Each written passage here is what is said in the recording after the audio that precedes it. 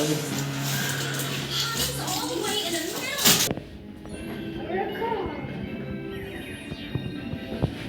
yung i-assemble nating treadmill. Mas maikli siya. Tsaka mas marami siyang pages. Sobrang bigat lang talaga dito sa part na to. Diyan kasi yung motor eh. So ngayon, mawalisan muna natin itong paglalagyan. Tapos ito yung mga parts niya.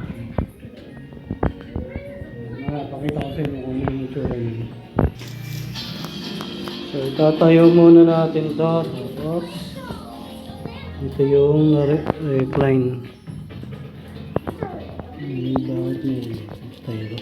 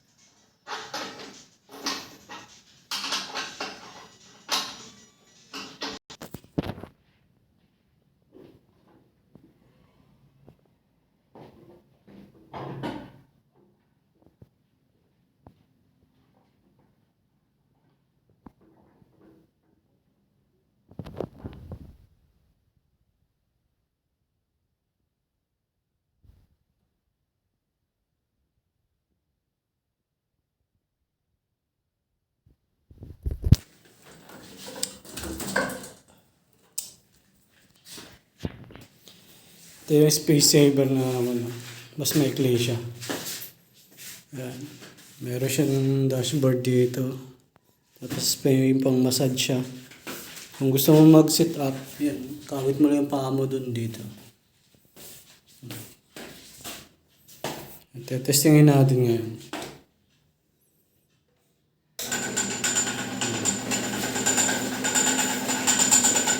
Ito yung pang massage siya sinasabi. Lalagay mo to sa katawan mo. Yun na yun. Try natin yung treadmill. Ito yung off niya.